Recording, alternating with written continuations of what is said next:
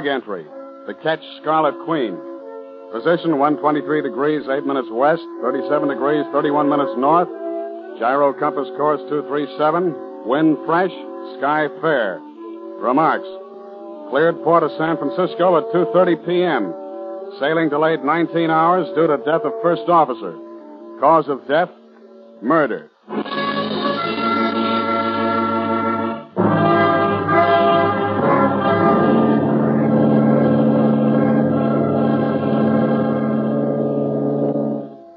I stood there on the pier that evening, the ache in my frame reminding me that a long, hard day of loading stores was behind me, and looked out over the bay. It wasn't a night for stargazing or anything, just typically San Francisco, damp and gray.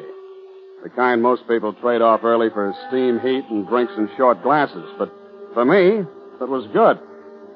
The Scarlet Queen nudged her fenders against the dock right below me. She looked clean and young in her new white paint with her shining bright work picking up the pier lights like costume jewelry under neon. She was beautiful, and she was mine, all 78 feet of her. She rose and fell just a little, even in the quiet harbor water, delicately, lifting her figurehead out of the shadows now and then to give her a glance at the dock. The Scarlet Queen, a fresh young body looking forward from just under the bowsprit. Bold, teasing, dressed in only a crown and painted scarlet. But that particular gray San Francisco night wasn't cut out for romance between man and lacquered wood. I didn't hear him as he walked up behind me, but it didn't take me long to pick up the odor of a jail cell after he opened his mouth. You Philip Kearney? Yeah, that's right. I'm Kessel, homicide. You know a man named David R. Malone? Yeah, he's my chief mate. Who'd he kill? That's not what I'm interested in. I want to know who killed him. Come on, you got a date at headquarters. Wait a minute. This is a little sudden on a full stomach. What happened to him? How was he killed? The books are going to call it murder by a person or persons unknown. Homicide wants to know you better.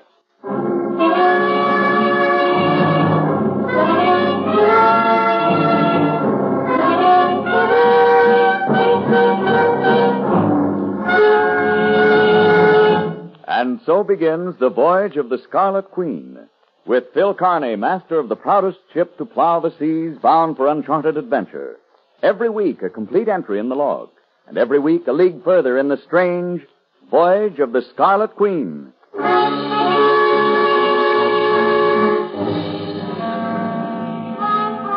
last name, first and middle initial. Kearney Philip M. Age?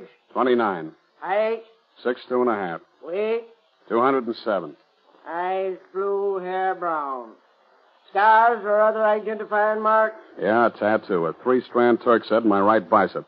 A what? A 3-strand Turk's head. It's a knot. You know, or does somebody else tie your shoelaces? A knot. Kessel, I'm getting awful sick of this. Shut up and answer the question. Address? The schooner Scarlet Queen. Street number? Street number? Well, how in the... Pier 12, berth 2, Embarcadero. Not permanent. That'll be enough for now, O'Brien. That might be a pretty permanent address at that, Kearney. Not with me paying the rent. My lease is up day after tomorrow. Yeah, we'll take care of that. How long had you known Malone? Since, about 5 days. Not about, Kearney. How long? 5 days. I signed him on 5 days ago. When did you see him last? Exactly. Between 12:30 and 1 this afternoon, I saw his stern end going around the warehouse at Pier 12. He turned to the right. Exactly. He went to room 218, the Crown Hotel on Columbus Avenue in the North Beach section. Why? Because he's human, I suppose. They build hotels for people to go into. He didn't look human when we found him. Look, Kessel, I don't know anything about it. I'm sorry Malone's dead. He was a nice guy. But that's all I can give you. I saw him between 12:30 and 1. The rest of the day I spent loading stores. If you want proof, I've got 4 seamen who worked with me all day. That'll carry me to the time you tap me on the shoulder. What do you want, a halo? Yeah, don't get sore, Connie. Yeah, have a cigarette. No, thanks. All I want's a cab back to the Embarcadero on you. Sure. We'll take care of it. Just a couple of more questions. That patience act fits you about like a bare midriff evening gown. Thanks, Connie. Might not last. What information could Malone have learned on your Scarlet Queen that somebody would go to a lot of trouble to get him out of? What are you talking about, Kessel? Malone was tortured for a good long time. And then somebody slipped or lost their temper. He didn't know anything. He didn't know why $50,000 was deposited in your name last year? I don't know what you're talking about. Hey, Barrett, bring Funston in. The name Funston rang just a faint bell for me, but I recognized the little guy they brought in all right. If there was anybody who knew about my banking business, he did. He worked there in the assistant cashier's office. Down there, he was just another face looking at you through rimless glasses. But here, he looked like trouble. Mr. Funston, is this the man you say received that $50,000 letter of credit? I'm sorry, Mr. Kearney, but the police, you know. Yes, sir. He's the man. Remind me to bank someplace else next time. That's all, Mr. Funston. Thank you.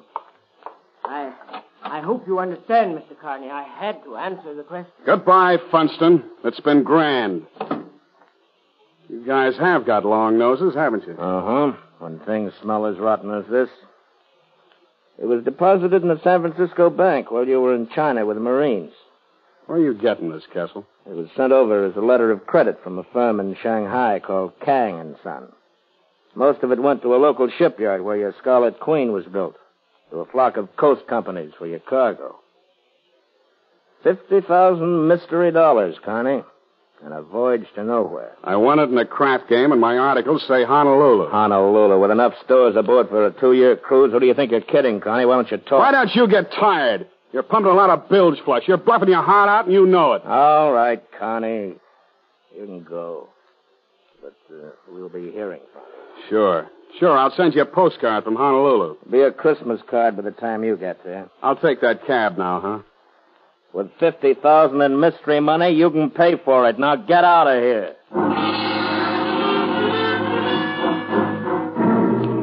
I would have traded places with any engine room hand on any Great Lakes ore ship after I left Kessel, and I hate fresh water almost as much as I hate engine rooms. Kang had warned me when I signed with him in Shanghai. The opposition, he called them. An octopus with a body in an office building in Hong Kong, a brain called Felix Van Gort, and the tentacles groping across the world for the prize Kang was sending me after. A $10 million prize somewhere in the South Pacific, but only Kang knew where, and only Van Gort and Kang knew what it was. I didn't know who the San Francisco tentacle was, but he'd warned me, and I'd fed Malone to it. I knew he'd been tortured for something even I didn't know. The true destination of the Scarlet Queen.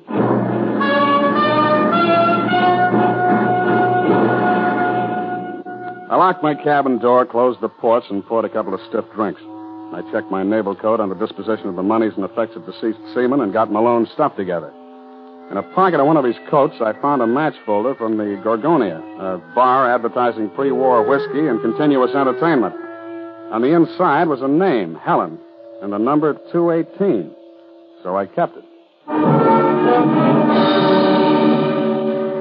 By 11 the next morning, Malone was written off my books, and my new chief mate was aboard, an old salt by the name of Pritchard. By 11:15, Kessel's crack about that Christmas card made sense because the Coast Guard handed me a piece of paper saying my port clearance had been revoked indefinitely. And at 11:30, I was in my cabin cleaning a .45 automatic that I'd gotten out of the habit of wearing, and that's when I met Gallagher. Big Red Gallagher. Hello, Skipper. Who the devil are you, and how'd you get aboard? I wanted to talk to you. I'm Red Gallagher. Where's my gangway watch? He's got orders, nobody aboard. He tried, Skipper. Don't blame him, but you know how it is. I wanted to talk to you. He didn't have to explain. He held up a hand about the size of a fielder's glove and rubbed the knuckles as if they were bruised. He didn't have to say any more.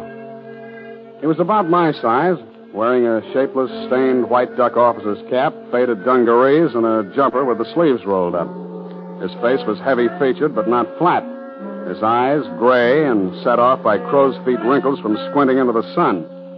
And they were laughing at me. But no harm done, Skipper. He isn't hurt bad. Maybe he wasn't big enough to put you over the side, huh? Now, wait a minute, Skipper. Take it easy. We'll just bust a lot of furniture and lose a lot of skin that way.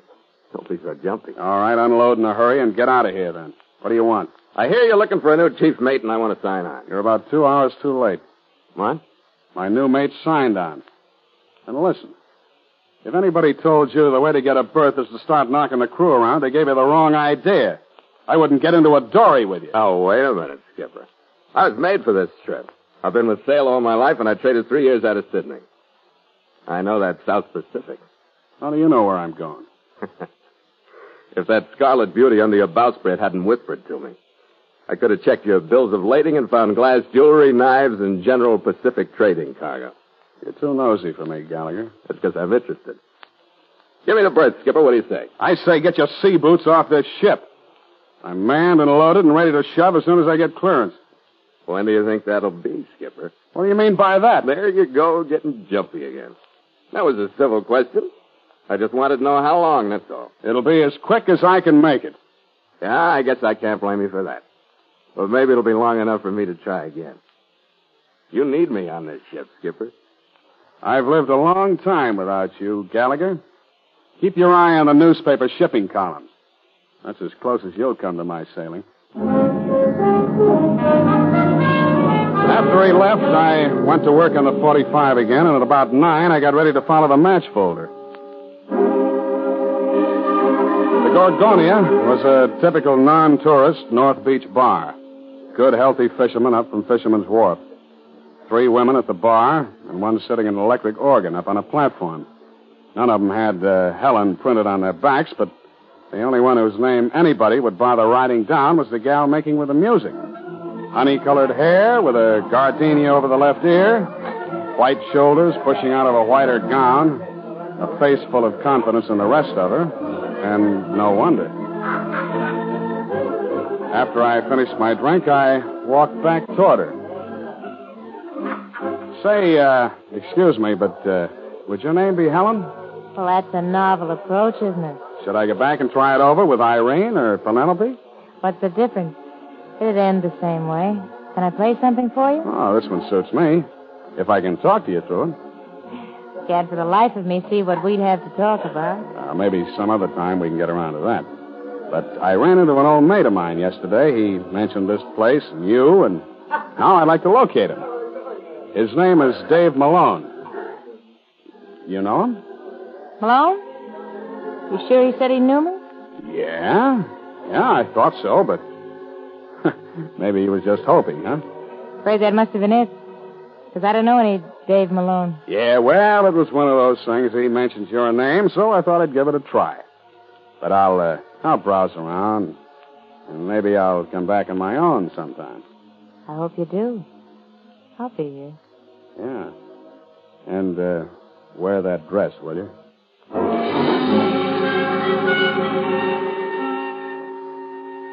I had another drink at the bar and kept my eyes off her, just enough to catch her looking at me with more than a professional look once or twice. She did go off guard right after I threw Malone's name at her. I was sure of it. I finished my drink, waved to her, and went out the door like I had someplace to go. But I stopped right after I got out of range of the windows, counted 5, and eased back so I could just look in.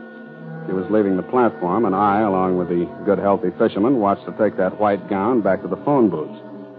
It wasn't taking her long to contact somebody about me contacting her.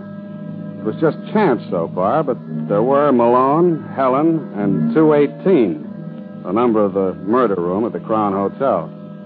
It still could have been coincidence, but there isn't much room on the back of a match folder.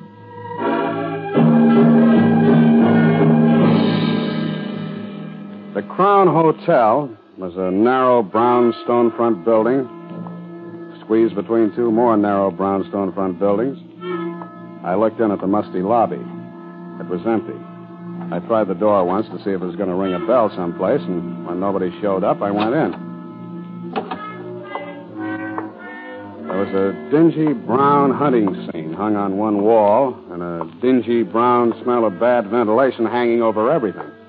There was an immodest calendar from a Reno gambling club wasting its time behind the desk, and a register book that had seen more lives than Munchausen. I flipped the pages back to the day before, found room 218. It was registered to one John Smith. And then, just on impulse, I flipped back to the current date and found myself on top of the whole mess. There, sprawled in an awkward hand against room 218, was the single name, Gallagher.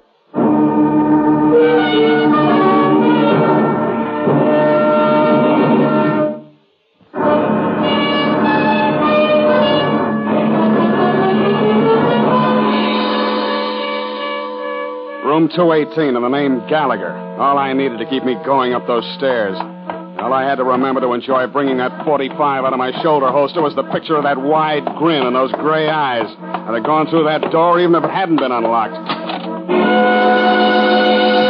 Well, Skipper, go on in. I'm in, brother. What's all the hardware for, Skipper?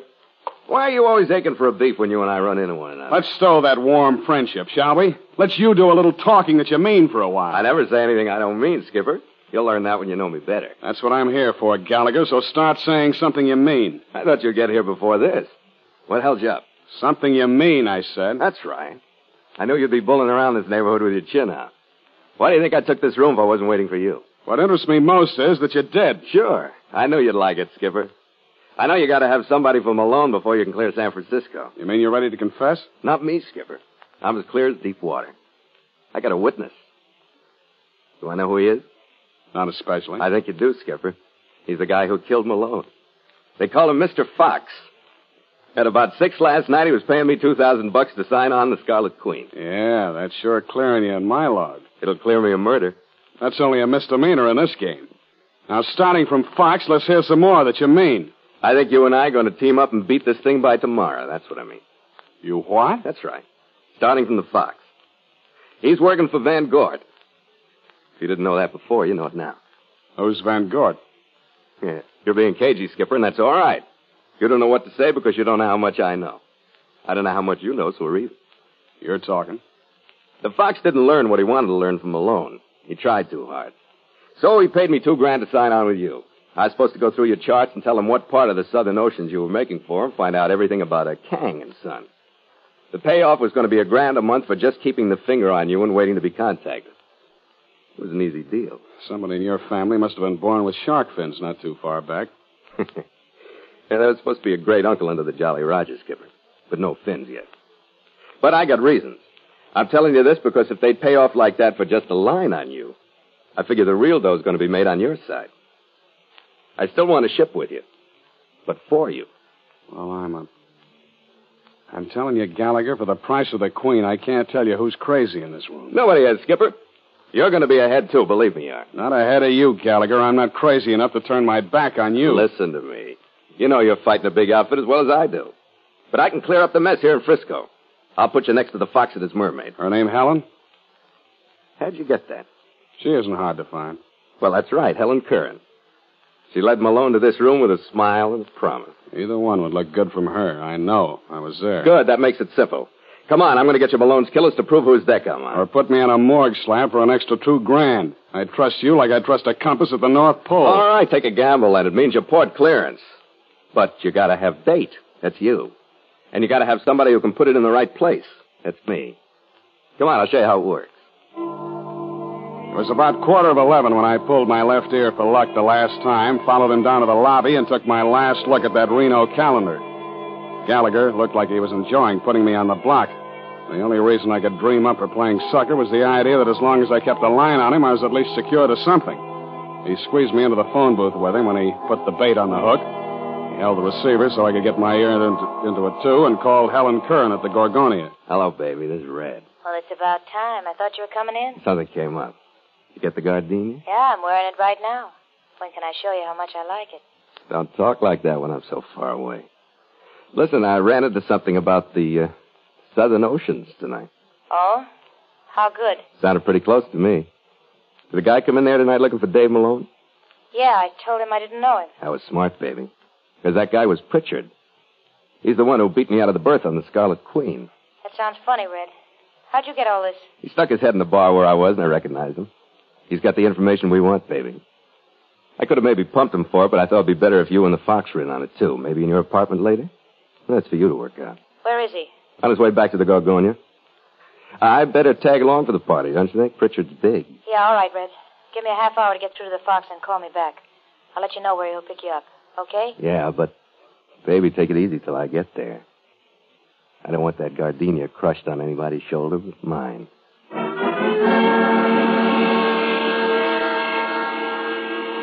Helen Curran's apartment was in the Beulah Arms on Russian Hill.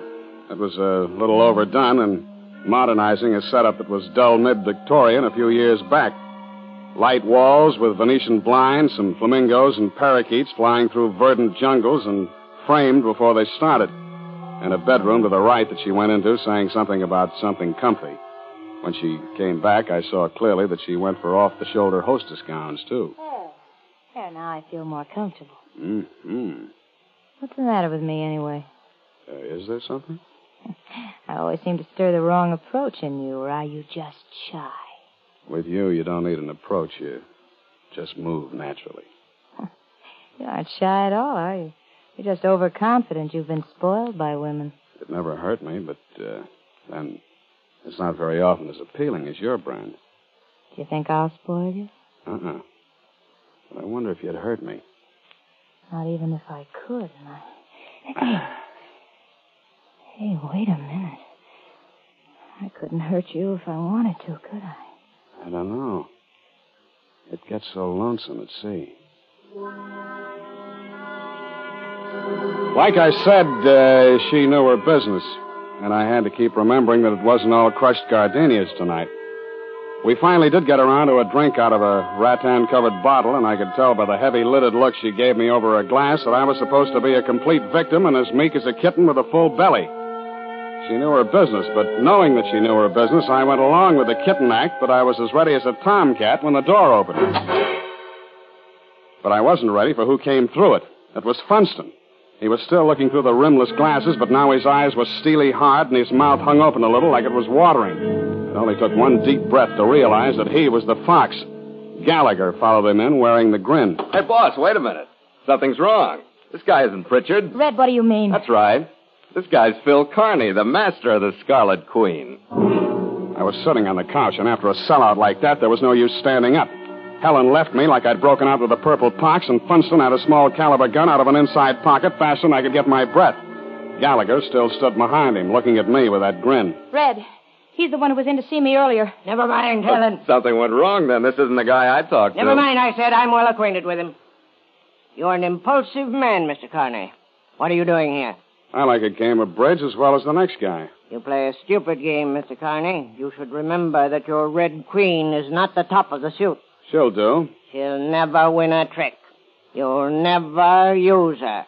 Do you know what I mean? Yeah, I know what you mean, but you're bluffing, Funston. Either that or you're double-crossing Van Gort and talking for yourself, fighting to stay clear of Malone's murder. I want more than talk. Yeah, you're still bluffing. You don't want to hurt me. Because with me out of the way, Van Gort's octopus would have nothing to follow. Wise up, Funston. You don't scare me. I'm too valuable. All right. I'll pay you $25,000 for the destination of your Scarlet Queen. I can't hear you. There are methods that talk louder than money. Now you're bluffing again. You'd never get it that way either. And what did Van Gort say if you laid me next to Malone? That's something I'll have to find out. At the moment, that looks better than arrest for murder. Stand up, Kearney. You're really on a spot, Funston. You're even getting the double cross from your own people in this room. Now who's bluffing, Kearney? I mean, you're getting it from Gallagher. He knew who I was tonight. Gallagher. Skipper, why do you have to rush things? Oh, no. I'm all right, Skipper. I'll take him. Watch the mermaid. I raced her across the room to a table. She had a drawer open and a nickel-plated revolver half out of it by the time I grabbed it. No! Drop it, sister. Drop it. Let go of me. I said drop it. Calm down, sister. Get over there and calm down.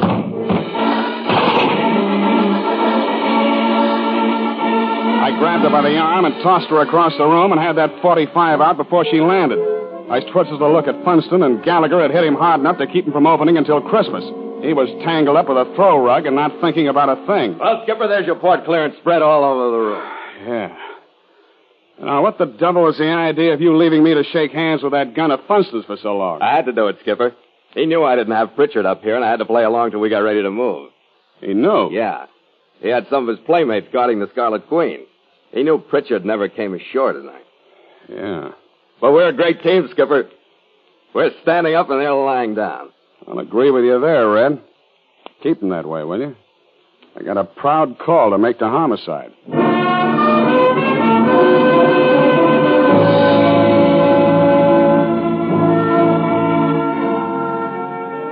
Kessel got what he wanted from Funston and Helen Curran. They didn't know any more about the whole story than I did. They were just stooges for Van Gort. What they couldn't answer made Kessel more curious than ever, and I told him what I could under legal pressure, which was just that Kang was sending me someplace for something. Where or what, I didn't know. After Pritchard heard about what we'd been through, he decided he'd like it better on a harbor tug. By 2 the next morning, Gallagher was signed on, and we cast off from Pier 12. We went through the Golden Gate under power, sitting on the wheel box with a bottle between us. We followed the channel buoys out to the Farallones, picking up that good deep-water roll, and the Northwest trade started singing through the rigging. I felt like a man getting his back out of a cast and walking again. The crew perked up, too, and they fell to with a will when Gallagher started bawling orders. Stand by to make sail! The men liked him, too. Even the one he'd slugged had a pull from the bottle and shook hands with him. They took their stations at the mainsail. With port feet! Make sail! Men at the halyards hoisted away smartly, and the peak of the mainsail climbed up the mast, and the white, strong expanse of it bellied out and pulled.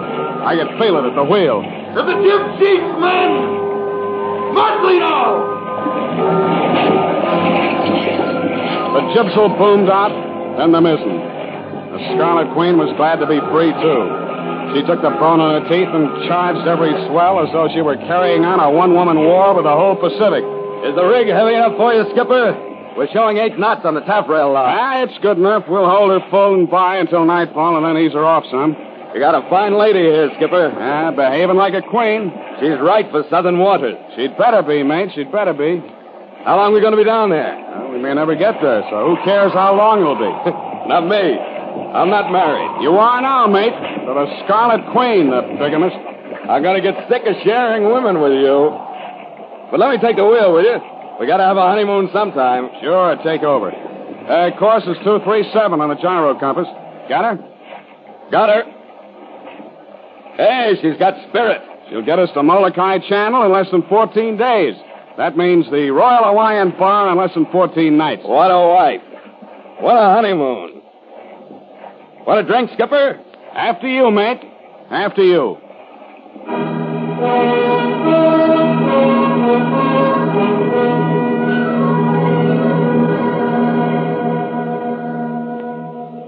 Log entry.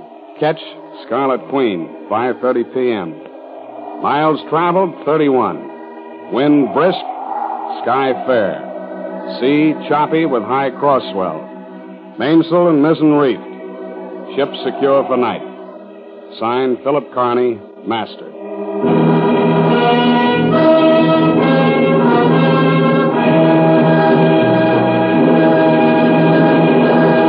Sail into further adventure on the voyage of the Scarlet Queen next week at this same time. Port of call, Honolulu.